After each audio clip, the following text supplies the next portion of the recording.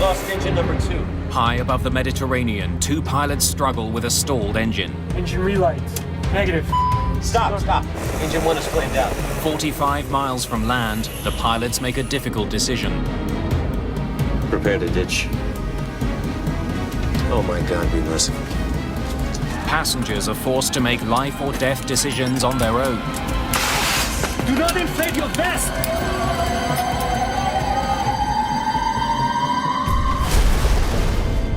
The accident will tear families apart, set in motion a massive rescue effort at sea, and trigger a multinational investigation to discover why both engines on one of the world's most popular planes stopped in mid-flight.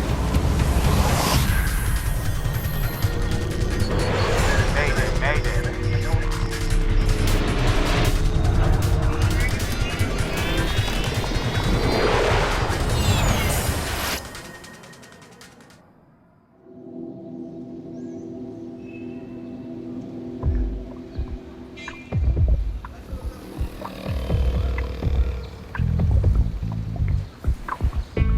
August the 6th, 2005, Bari, Italy. An ancient port town on the Adriatic Sea, where the past meets the present. Just north of this historic city, Bari International Airport serves 10 major airlines and more than 1.5 million passengers each year. One of those carriers is Tunisia's Tuninter Airlines. Captain Shafiq Garbi is a pilot with Tuninter. Today, he's in command of Flight 1153. The 45-year-old Tunisian is a military-trained pilot with a flawless flight record. Garbi's co-pilot is 28-year-old Ali Kabair. How much fuel are you adding? 400 kilograms. 2,700 total? Yes. Captain Garbi and his co-pilot flew from Tunis to Bari this morning to collect 34 Italian passengers. Now they're going to fly them to Jerba, a Tunisian resort island.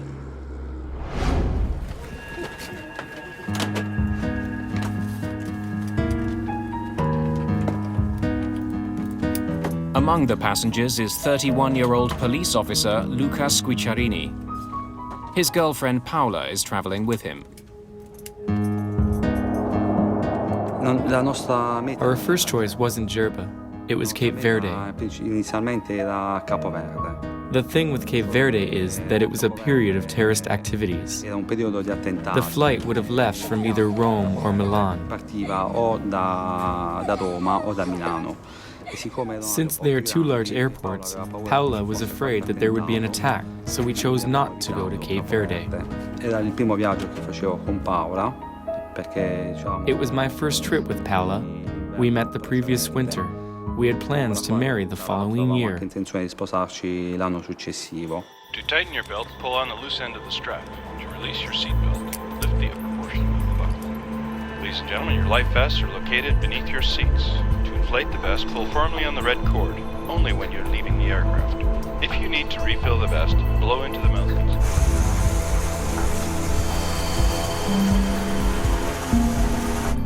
TS LBB, flight 1153, permission for takeoff granted. Roger that. Clear for takeoff. Final prep for departure. The crew is flying a French-made ATR-72. The small turboprop is perfect for short flights. It doesn't need a lot of maintenance or guzzle a lot of fuel. Just after 2:30 in the afternoon, the plane takes off. 49 minutes after takeoff, Flight 1153 is 400 miles away from its destination, Jerba.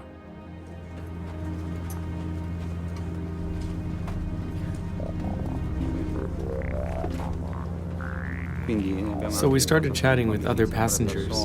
We were all excited. We talked about the vacation.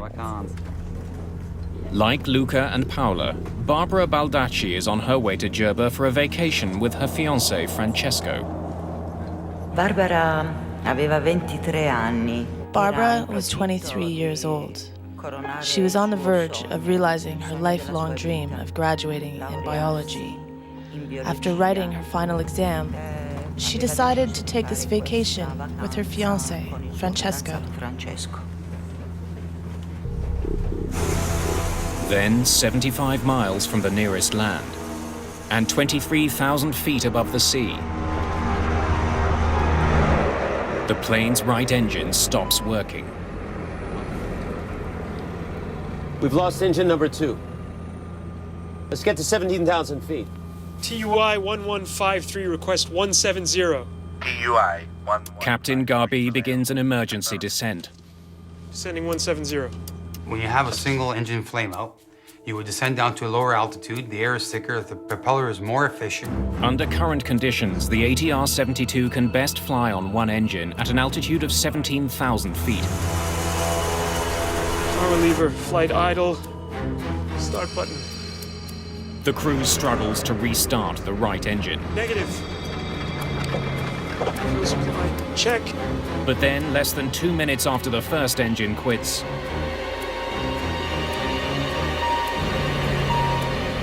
Stop! Stop. Engine number 1 is flamed out. both of the plane's engines have stopped. Si è spento inizialmente il motore destro.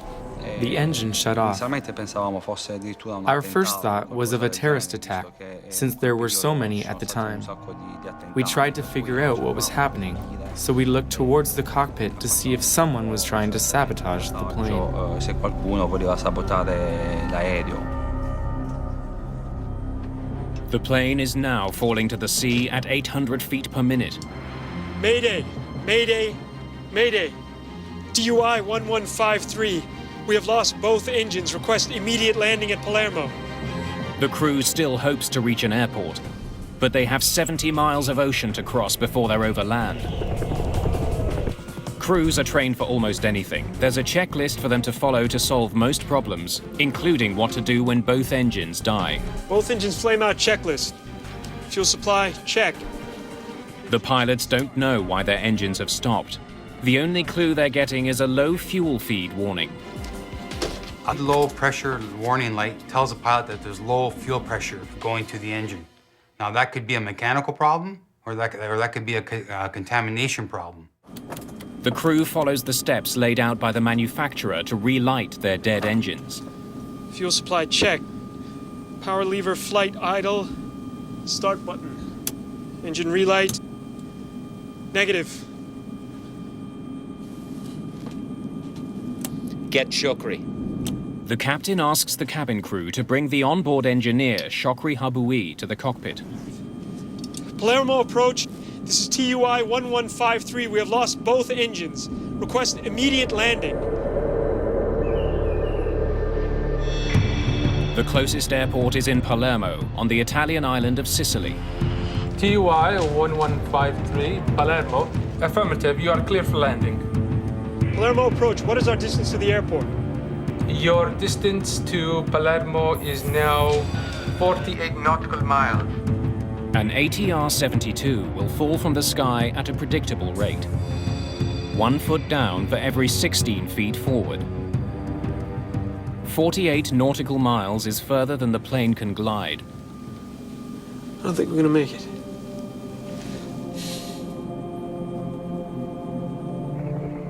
If they can't restart their engines soon, they'll be forced to ditch in the sea. Ditching at sea is a very difficult decision to make because it's the hardest thing to do. You have swells, waves, wind. Is anybody going to see you? How long can the plane float for? Landing a passenger plane on water is extremely dangerous. In 1996, an Ethiopian Airlines pilot was forced to bring his 767 down on the Indian Ocean. The ditching was recorded by a tourist on a nearby beach. 50 people survived, but 125 people died. The crew of this small plane doesn't usually include an engineer. When there is one on board, he usually travels in the cabin. I remembered this person looked at the stewardess and shook his head as if saying no after the second engine had shut off. Per cui allo spegnimento di tutti e due i motori.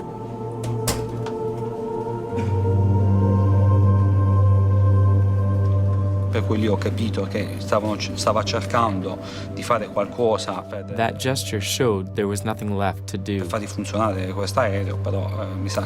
The crew of Flight 1153 has tried all it can. They're running out of time and options. Flight engineer Shokri Haboui has joined in the struggle to get Flight 1153's engines started. You've run the checklist. Yes.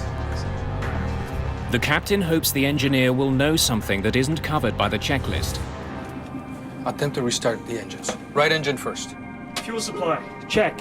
Engine 2 start, power button, on. Engine relight, negative. Palermo approach, TUI 1153. Any closer airport where we can land? Negative 1153. Palermo Airport is the closest airport to your position. We're not gonna make it. Prepare to ditch. Oh my God, be merciful. A me non hanno detto nulla. Io mi sono accorto che qualcosa non andava. No one said anything. I noticed something wasn't right because the two engines shut off. More than once, I tried to get the stewardess's attention, asking what I should do. If I had to put on the life jacket, if I had to stand, if I should take off my shoes. I got no answer. She was in shock and started to cry. Era sotto shock e ha pianto. The senior flight attendant does give the passengers direction. The captain has decided to land the plane at sea. I'll let you imagine the panic on board. People were screaming and crying. Please stay calm and follow your crew's instructions. There were people in the front seats that had a baby girl. She had been playing and was so excited. To now see the panic in her mother's face made me feel so sad. TUI 1153. What is your fuel load? Cockpit fuel quantity 1,800 kilograms. Captain Garbi's fuel gauge shows that he has plenty of fuel. But for some reason, neither engine will restart. Just 10 minutes after the trouble began, the plane is 7,000 feet above the ocean and falling. Outside, it's completely silent. But in the cabin, there's panic. Please remain in your seats with your seatbelts fastened. My first instinct was to undo my seatbelt to prevent getting trapped when we hit the water. I didn't want to be trapped in my seat and go down in a horrible way. Secondly, I put on my life jacket and quickly blew it up. I did this to soften the blow of the impact. Il giubbino di salvataggio e l'ho gonfiato subito. Do not inflate your vests until you left the plane.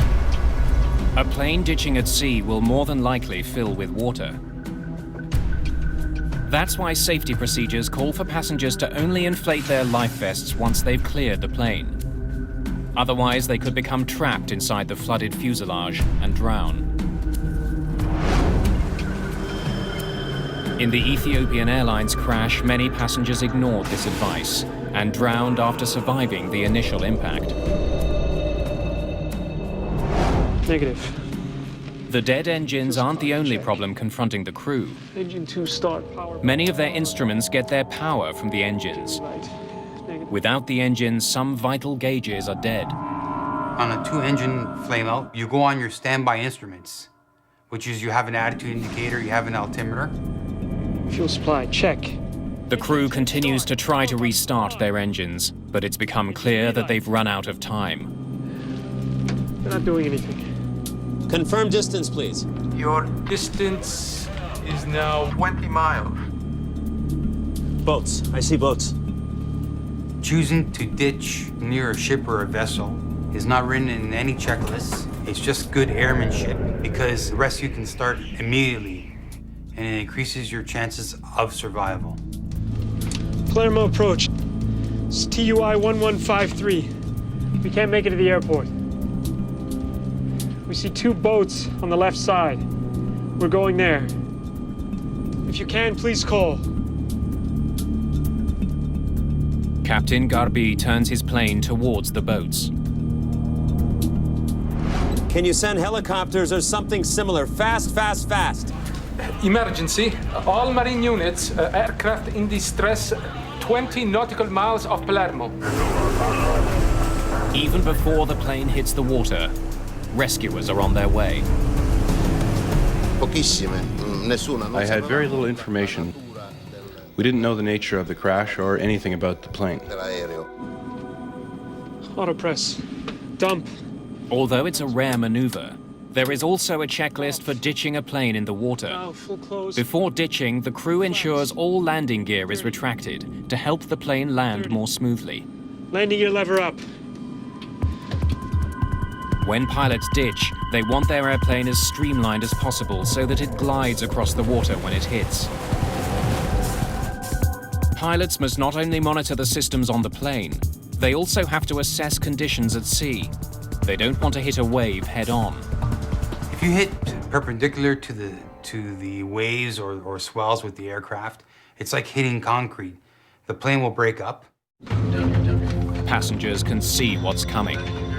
I was hanging on tight to the seat in front of me, and through the window, I could see the impact was imminent.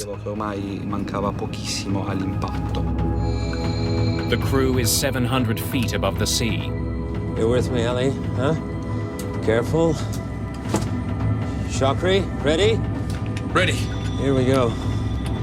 There is no other God but Allah, Muhammad is his messenger. In the name of God, merciful, merciful.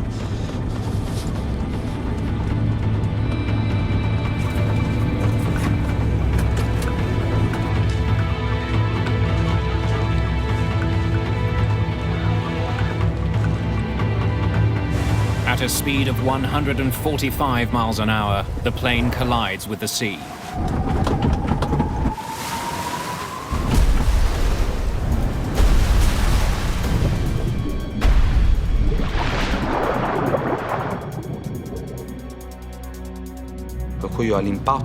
I lost consciousness.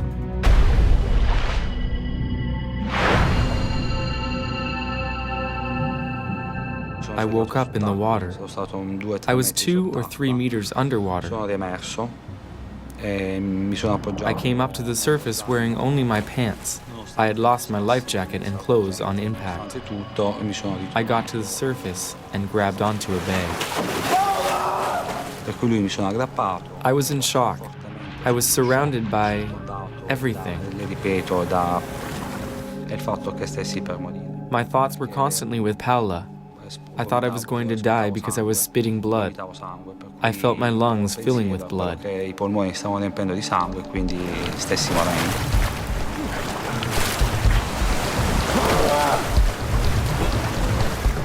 Captain Garbi survives, but has been seriously injured. Co-pilot Ali Kabair has also survived, but flight engineer Shokri Haboui is killed.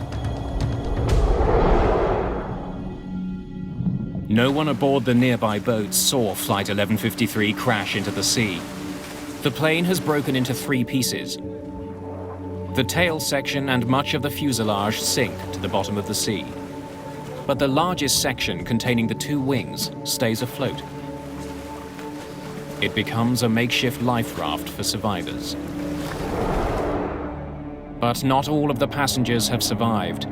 Many haven't made it out of the plane and to the surface.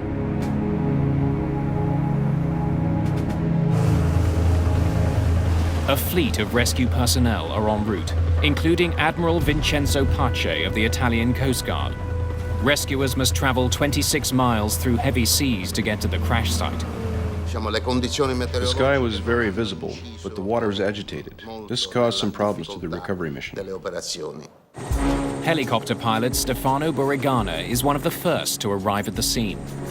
The approach control asked us if we were aware of ditched aircraft out of the coast of Palermo, and if we were able to help them to locate the airplane. When we approached the airplane, we could see the wings floating.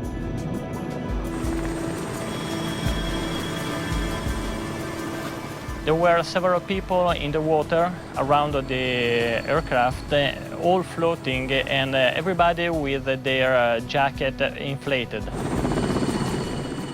Burigana spots Luca Squicciarini floating, away from the main wreckage. There was one man without his jacket, and he was the farthest from the airplane. I decided to go over him and throw one of our life jacket to him. The Coast Guard arrives and begins pulling survivors from the sea. The actions of the people in the water made us very agile. Because of what they were doing, we ourselves did not panic. We had the calm collaboration of all these people because despite what happened, they knew help was coming and they would be rescued. Within the hour, the crash site is teeming with rescuers. They search for survivors from the water and from the air.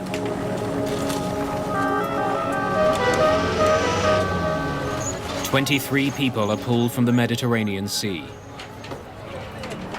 But 16 have died in the crash, including Paola Di Ciaula. My relatives told me a couple days later, while I was still at the hospital. I had no reaction. Paola was gone. I reacted when I got home. When I got home and went to the cemetery, I realized what was happening. That's where I got really down. Barbara Baldacci and her fiancé Francesco are also killed. Sembrava impossibile che potesse essere successa una tragedia. It seemed impossible that this terrible tragedy would happen, because Barbara and Francesco were great swimmers. Erano nuotatori, avevano il brevetto di nuotatori. They used to go underwater without any problems. How is it possible that many on that plane saved themselves and they didn't? I was stunned and incredulous. Io rimasi incredula ed impietrita. It's quite likely that none of those who died ever had a chance to swim to safety. Their serious injuries would have prevented them from escaping after the plane hit the water. In this accident, most of the survivors were seated in the rear of the plane. Most of those who died up front. Those sections, along with some valuable clues, are now at the bottom of the sea. The one section that didn't sink is towed to the port in Palermo and taken to a nearby hangar.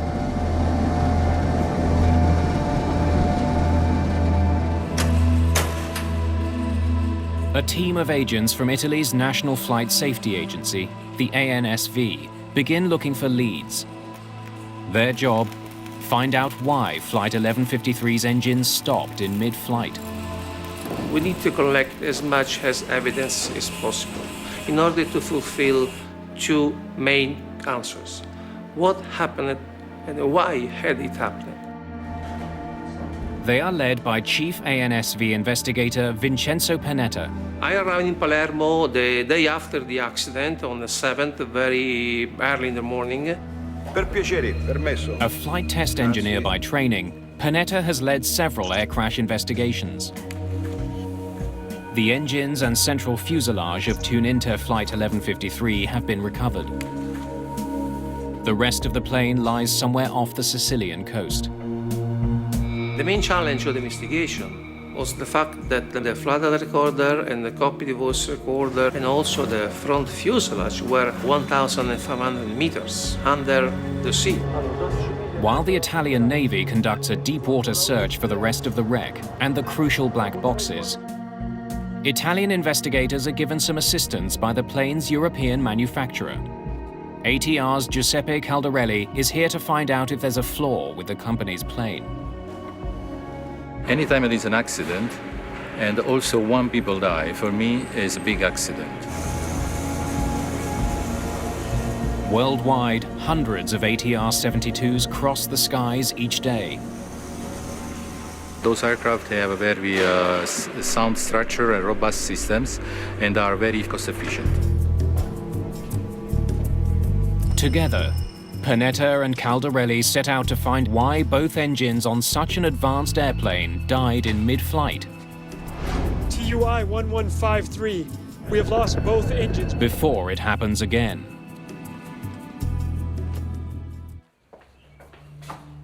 Captain Garvey, how are you? I'm getting better, thank you.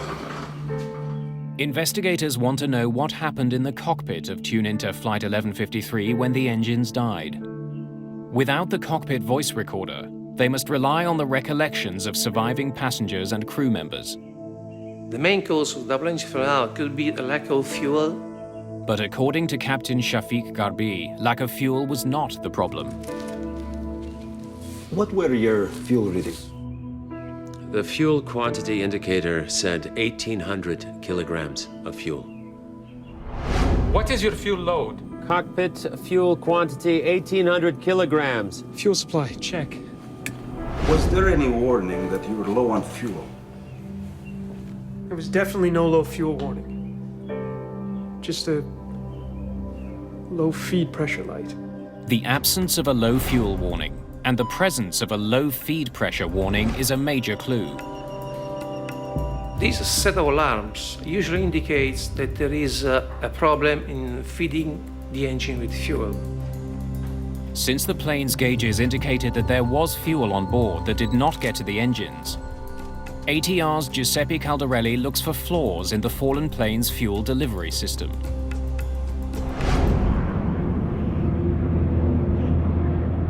Four years earlier, an Airbus operated by Air Transat developed a leak in the fuel line that feeds the plane's right engine. Over time, the plane leaked all of its fuel and both engines failed. The pilots were forced to glide their plane to an emergency landing. That incident has a lot of similarities to the Tuninter crash. Giuseppe Caldarelli's team looks for breaks or blockages in the fuel lines and evidence that the fuel pumps malfunctioned and stopped fuel flow to the engines. While Caldarelli waits for technicians to complete tests on pumps and lines, Panetta decides to start a new line of inquiry. He explores the possibility that the fuel that was on board was somehow contaminated. Fuel contamination can derive from 4 or 5 different sources. Kerosene-based jet fuel is very delicate. If stored or transferred improperly, it can be polluted with water, sand or fungus, even sticky residue from the hoses of refueling tankers. Any of these could prevent the fuel from properly igniting and could have caused the engines to shut down. How much fuel are you adding? 400 kilograms. The plane last took on fuel in Bari. Samples from the tanker that supplied it are taken for testing. Panetta needs to prove that one of these contaminants got into Flight 1153's fuel, prevented combustion, and caused both engines to fail. Sediments can be transferred from the tanker truck to the aircraft. So the fuel filter can be clogged and so the engine can have some problem. Technicians remove the truck's fuel filters to look for evidence of contamination. Hoses and couplings are swabbed for sticky residue or colonies of microorganisms and submitted for testing at an Italian Air Force laboratory. The fuel is filtered for minute particles suspended in the fluid.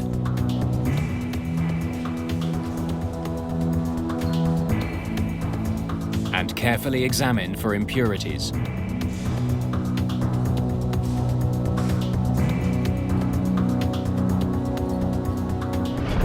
The truck's filters are also inspected for residue or sediment from the tanks. Meanwhile, in Palermo, Caldarelli and his technicians have completed tests on Flight 1153's fuel lines and pumps. The tests are thorough, the results conclusive. The fuel feed line were okay, were no leak. If the fuel delivery system was working, and the two pilots remember having ample fuel, the fuel quantity indicator said 1,800 kilograms of fuel. Then why had the engines failed? When test results from the Bari fuel tanker come in, they too are conclusive. The fuel filters, hose couplings, and tanker fuel at Bari Airport are clean. So fuel contamination as a source of double engine flame out was then excluded. At this point, the investigators still don't know what caused the downing of Tuninter Flight 1153. But something has been eating at Panetta. If the plane was filled with fuel, and since the fuel is stored in the plane's wings, why did the wing section float? Floating on the wing indicates that the weight of the wing was not so high. We have been told by ATR that if the amount of fuel that was supposed to be into the wing, around 2,000 kilograms, were on the fuel tanks, the wings maybe would have not been able to float. Panetta suspects the plane didn't have as much fuel as the pilots thought, but he doesn't know how that could be. 2 weeks into the investigation, Panetta gets an important lead in the case. After 2 weeks of the event, we received some technical documentation from the aircraft operator. According to the logs, Captain Garbi flew the same aircraft the day before the accident. After that flight, he reported a problem with his fuel gauge. When he left the aircraft the day before, he reported that the right display float indicator was out of service, so it needed to be replaced. The Fuel Quantity Indicator, or FQI, is a gas gauge that tells pilots how much fuel is left on board. The lights on the FQI were malfunctioning, and Captain Garbi made a note of this in the maintenance log. We were able to see that the fuel quantity indicator was changed the day before the event. The maintenance log raises the possibility that the FQI that the mechanic installed was not the right one for the plane. It doesn't seem to have the right model number. Tuninter flies 2 models of ATR aircraft, the ATR-42 and the larger ATR-72.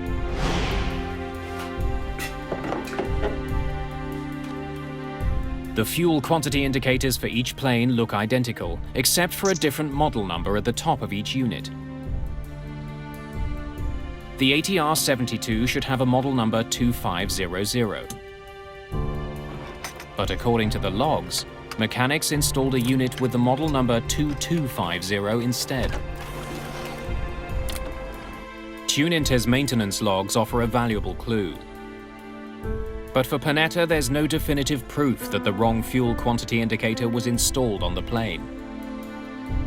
It could have been a mismatch in that aircraft documentation, so we need to prove that. There is only one way to know for certain whether Flight 1153 had the right fuel quantity indicator. Go find it at the bottom of the sea. We need, of course, to recover the wreckage from bottom aircraft to physically see what was the fuel quantity indicator installed on the aircraft. Not until 3 weeks after the crash do investigators recover wreckage from the sea. The data from the plane's black boxes confirms what the pilots have been saying. There was no warning of low fuel, so there appeared to be enough fuel to make the flight. The black boxes can't solve this mystery. Investigators hope that the tail and front section can. They are hauled aboard a naval vessel from the sea.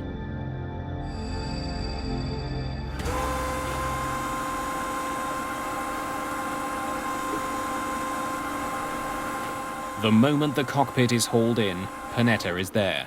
There's only one thing he wants to see inside.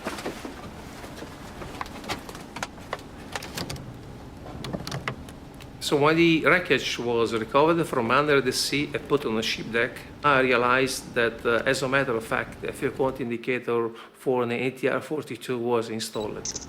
It was like we found the smoking gun. The wrong FQI was installed on Flight 1153. Panetta finally has the break he's been looking for. The ATR's fuel quantity indicator collects data from sensors in the fuel tanks and calculates how much fuel is in the tanks. But since the fuel tanks on the 42 and the 72 are a different size, fuel quantity indicators can't be swapped between them. Technicians conduct refueling tests with the wrong FQI installed on an ATR 72. And the results are chilling. The results show that if you install an FQI type, we say 42, on an ATR 72 aircraft, if I have no fuel into the aircraft in the fuel tanks, with zero fuel, the fuel quantity indicator show me 1,800 kilograms. Precisely the amount of fuel that the captain reported having when his engines flamed out. Cockpit fuel quantity 1,800 kilograms.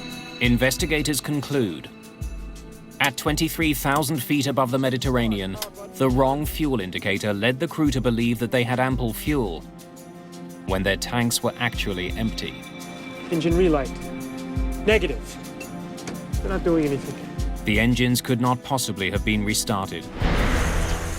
With hundreds of ATR 42s and ATR 72s still flying, the implications are stark. Could there be other planes flying with the wrong gauge? The first safety recommendation was to mandate all operators that use ATR 42 and 72 aircraft in their fleet to check whether the right fuel quantity indicator was installed on the aircraft. Panetta and Caldarelli have uncovered the error that caused both of Flight 1153's engines to quit in mid-air.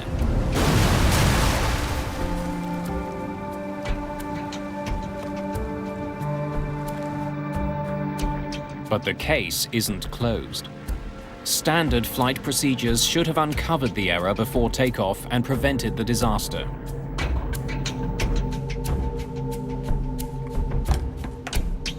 Captain Garbi's aircraft went in for repairs in Tunisia the night before the crash. The plane's FQI indicated 790 kilograms of fuel in the tank. After the new fuel quantity indicator was installed, it showed that there was almost 4 times as much fuel on board, 3,100 kilograms. The following morning, Captain Garbi noticed that the fuel levels had gone up.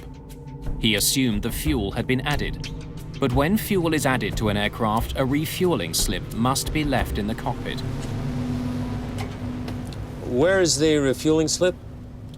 The pilot asked to the flight dispatcher where was this refueling slip, but the flight dispatcher was not able to find this refueling slip.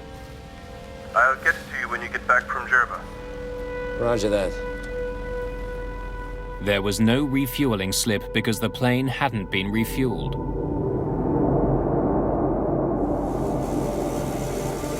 In spite of regulations, the captain left without that vital piece of paper.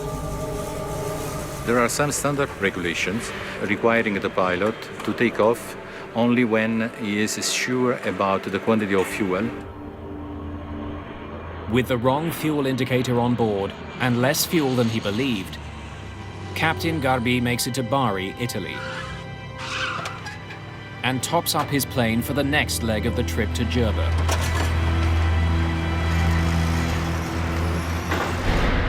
How much fuel are you adding? 400 kilograms. 2,700 total? Believing he has 2,700 kilograms of fuel on board, Captain Garbi begins his flight to Jerba. If the correct fuel quantity indicator had been installed, the captain would have known that he had only 540 kilograms. Not nearly enough to make the crossing. Mayday! Mayday! Mayday! TUI 1153 request immediate landing at Palermo. We've lost both engines.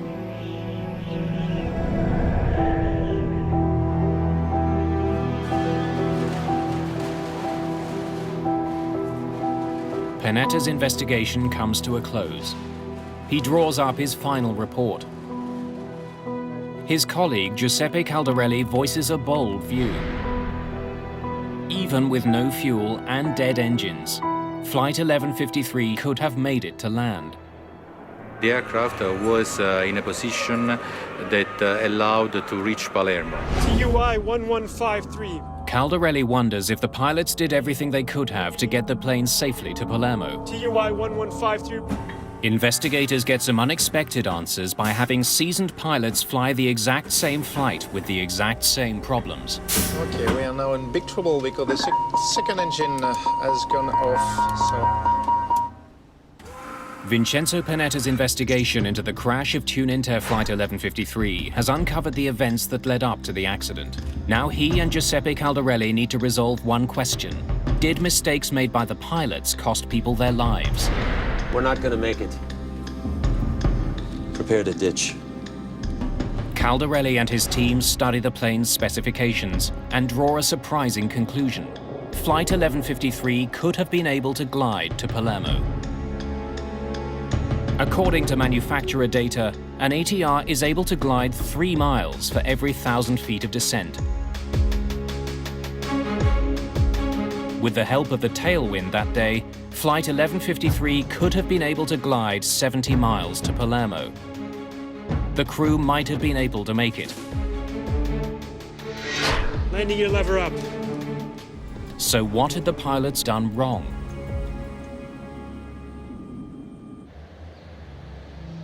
To answer that question, Panetta and Caldarelli recreate Flight 1153 in the flight simulator at the ATR facility in France.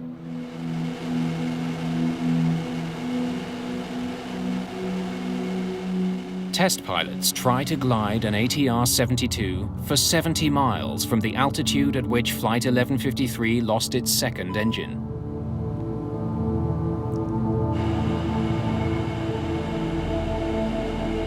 The simulation was requested to see the range of the aircraft starting from the second engine out. Double engine flame out, you have to be very aware of the configuration of the aircraft in order to keep as much as possible the altitude and distance to fly before the crash. Stop! Stop. Engine number 1 is flamed out. With both engines out, the priority is to keep the plane gliding as far as necessary. To do that, pilots can change the angle of their windmilling propellers. You have the maximum glide performance when you minimize the drag.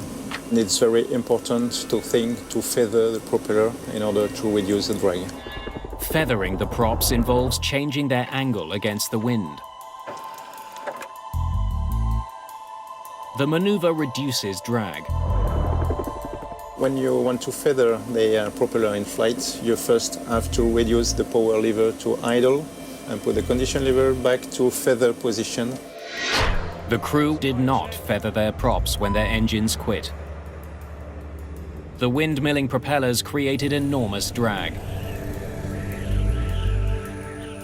If the crew of Flight 1153 had feathered their props, they may have been able to glide further than they did. Let's get to 17,000 feet. By the time Captain Garby's second engine flamed out, he was just below 22,000 feet. To further reduce drag at that altitude, the plane should be slowed to 158 miles per hour, the ATR-72's ideal gliding speed. Surprisingly, to glide as far as possible, a pilot doesn't want to fly as fast as possible. The faster a plane flies, the more the airflow pushes against it, creating resistance. Every plane has an optimal speed to achieve the furthest glide. The crew continued flying up to 55 miles an hour faster than their optimal gliding speed. That added to the drag on the plane and reduced the distance they could glide. By feathering his props and reducing his speed, a simulator pilot in France was able to get the plane as far as Palermo. You with me, Ellie? Huh? Careful. Flight 1153 hit the water 26 miles from shore, well short of what the plane was capable of achieving.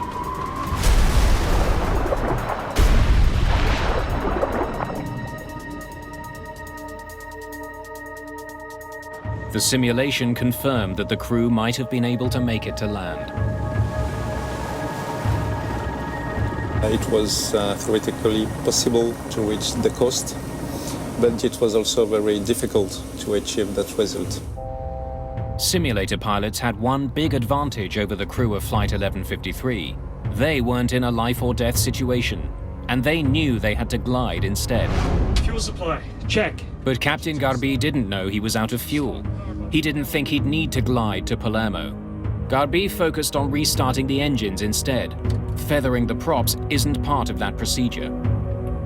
If the captain had known he was out of fuel, he might have acted to maximize glide instead. Once he realized that his engines wouldn't start, his focus was on trying to find a place to ditch the plane. Captain Garbi also had to contend with a lack of instruments, as well as radio interruptions. TUI 1153. What is your fuel load? Cockpit fuel quantity 1,800 kilograms. Most importantly, Captain Garbi had the lives of his 34 passengers to consider. Of course, it's much easier to cope with that kind of situation on the simulator, because if you do wrong, if you crash the aircraft, you have the magic button, right, reset, everything is okay again. And that's very different in the real life, with passengers behind and when it's your life. Your distance is now 20 miles. We're not going to make it. The simulation highlights the importance of proper training to deal with unlikely situations, such as a twin-engine flameout. In aviation, it's a very rare event. Vincenzo Panetta's report urges airlines to train their pilots how to ditch without engine power. Better pilot training is just one of 17 safety recommendations in the accident report. Perhaps the most important, that ATR redesigned the fuel quantity indicator. In order to prevent a fuel quantity indicator type 42 on a 72 aircraft and vice versa. To prevent mechanics from installing the incorrect part, Panetta believes that the only answer is to design the FQIs so that they only fit on the plane they're meant for.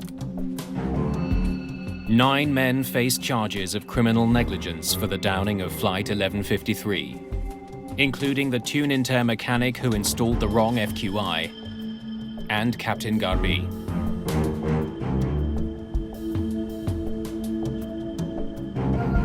I'll get it to you when you get back from Jerba. Roger that. There is no single cause of the accident. This accident, like many other aircraft accidents, was determined by a series of action, a series of events linked one to each other. È inaudita una cosa del genere. This is unheard of. Avrei accettato di più se si fosse rotto un motore. I would have accepted the engine breaking or a window shattering. But to have people die because of a lack of fuel? Persone perché manca di carburante su un aereo. Per evitare che si possano ripetere altre tragedie. We remember this to avoid such other tragedies, so that when you board a plane, you don't have to endure anything, not even the simplest things. Semplici, perché sono quelle cose più semplici che si potrebbero evitare. Because it is the simple things that can be avoided. Tragic events like this should not happen. Dei disastri così gravi. Attempt to restart the engine. The crash of Flight 1153 was caused by a series of grave errors on the ground and in the air. But the flight data recorder does show that the crew's last move before hitting the water was absolutely perfect. Here we go. According to the available evidences, the flight data recorder and also some statement released by the crew that survived, the aircraft touched the sea first with the rear part of the aircraft at an altitude which is compatible with the optimum pitch altitude of the aircraft, which is 9 degrees. Captain Garbi raised the plane's nose up to 9 degrees at the last possible moment. So instead of plowing into the sea, his plane glided along the surface of the water.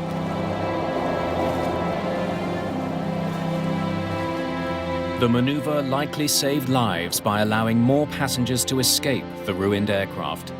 His flying may have prevented this accident from becoming an even greater tragedy.